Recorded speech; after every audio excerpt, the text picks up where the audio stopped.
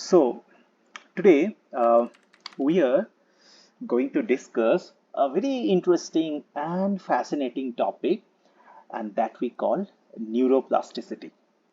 Okay, uh, now what is neuroplasticity and what is the relationship between mindfulness and neuroplasticity? So, that is what we are going to explore today. So, if we talk about neuroplasticity, first, initially, like 30, 40 years back, it was believed that our brain was shaped during our childhood and would stay the same throughout our life. That means people believed that our brains are hardwired. We cannot change it.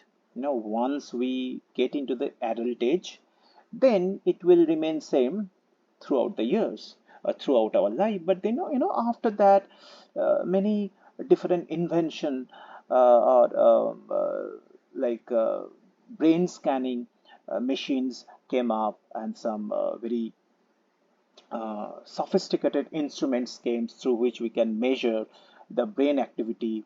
We can take its pictures. We can find out the structural changes in the brain. And after that, the scientist found out that our brains are not hardwired. Okay, so uh, our brains have the capacity to shape new pathways throughout life through a particular phenomena called neurogenesis. Now, what is the neurogenesis? Neurogenesis is basically the process of creating new neurons, and synaptogenesis. Now, synaptogenesis where new connections are formed between existing neurons. That means our brain can rewire itself, reshape itself, change itself, you know, based on the experience or based on our thinking, based on our, any kind of cognitive exercise.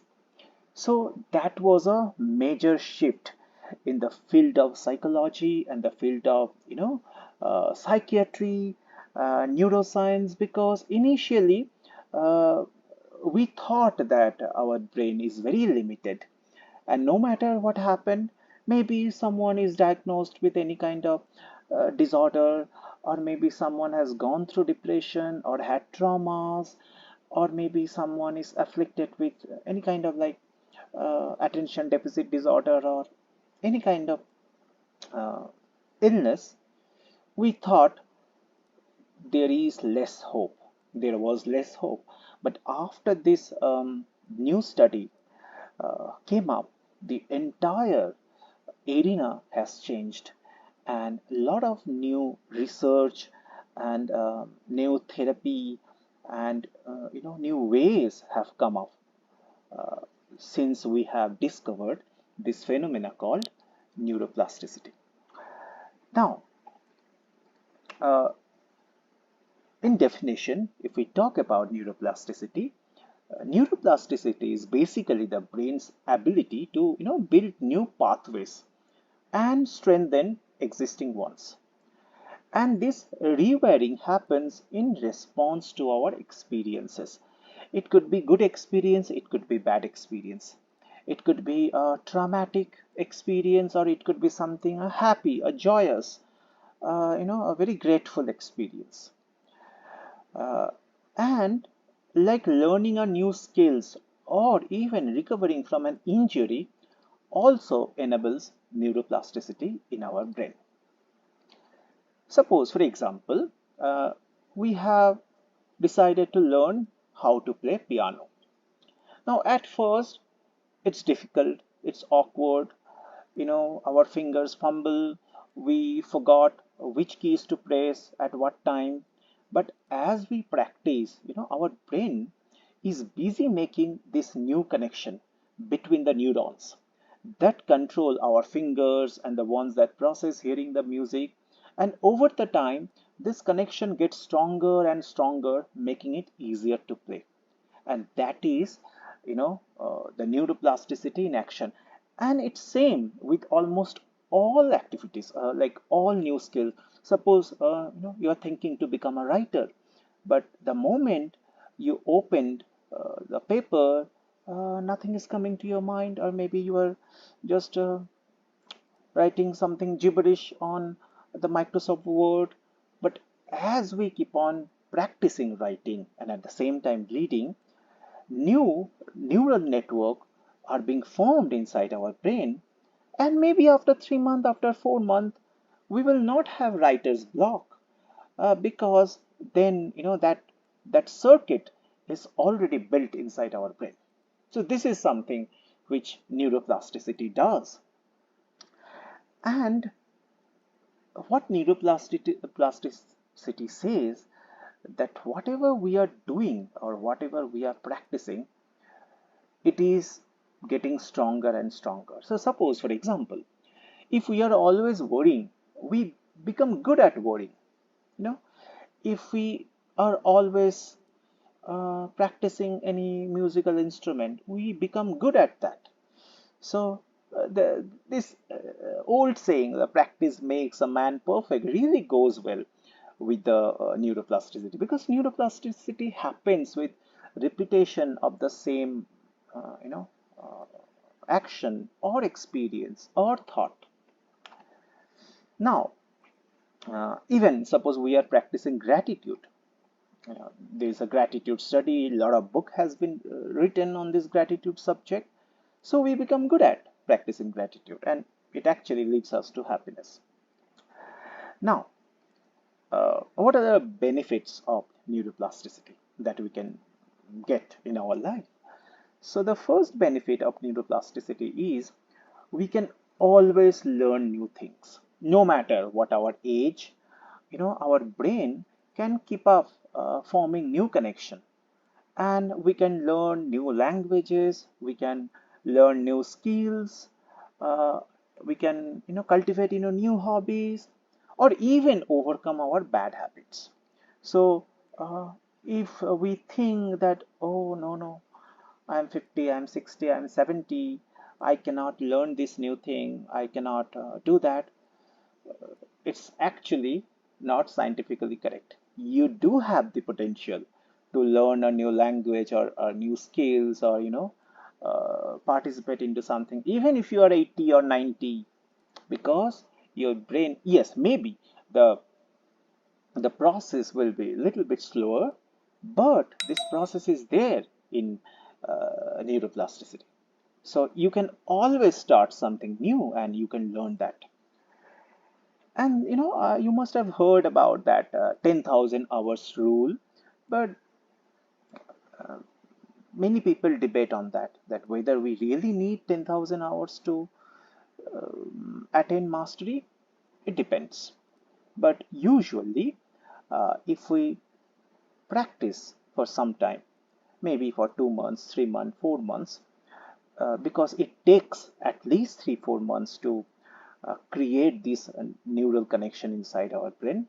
After that, we can see some benefits. But yes, maybe if you want to become the Leonardo da Vinci or something like that, maybe we need to put uh, 10,000 hours into painting, or something like that. Fine. So this is one thing. We can always learn new things irrespective of our age. The second is the recovery from any kind of injury. So maybe we had any kind of injury, or a brain stroke, or a brain surgery. Neuroplasticity, can help the brain, reroute its function to other areas, allowing people to regain, some lost abilities. That is why we see when people have stroke or any kind of cerebral attack, for few days they cannot remember, they cannot recollect old things, they cannot recognize people. But after 1 month, after 2 months, after 3 months, gradually they gain their memory. So this is neuroplasticity. Not only neuroplasticity, there are other things which is going on inside the brain, but one thing is neuroplasticity. Okay, now what are the another thing which is the benefit of neuroplasticity? It is to improving our memory. You know, So when we are strengthening this connection in our brain, the neuroplasticity can, help us strengthening the information that can improve um, our recalling capacity. So the more we practice anything which leads to neuroplasticity, it's actually also helping to improve our memory. It could be anything. It could be anything. But uh, when I was in my college, in my university, I have seen people like we had a mathematics professor, a physics professor, and he was wonderful at his subject. He remembered all the things, and if you ask him any question, he will, tell you the entire um, uh, backstory of that theory and the conclusions and how this research happened and what is its effect and everything. But he was fickle minded. He would forget, the easy things. And I can remember one professor, a mathematician. He was from America, USA. I cannot recollect his name. Probably Norbert something, Norbert Wenner or something like that. um, yes, I think he was Norbert Wenner, and he used to teach at MIT. And he, as usually, he was a great mathematician and researcher, but he used to forget uh, easy things in life. So there is a one very funny story. I don't know actually is it true or not, but I found this story on internet that one day the professor changed his flat, his apartment, and they have relocated to a new area, which is like, okay, my grandfather was a mathematician also. He used to forget closing his umbrella when he was inside. Exactly, exactly. So what Sunny said, it's very true.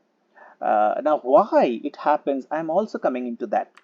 That I have seen many people. So, the Norbert Wenner, I think that was the name of the mathematician professor. So, he changed his house. His new house was, a few blocks away. And after returning from the college, the university, he came to his old house and he forgot where he has relocated, where they have shifted.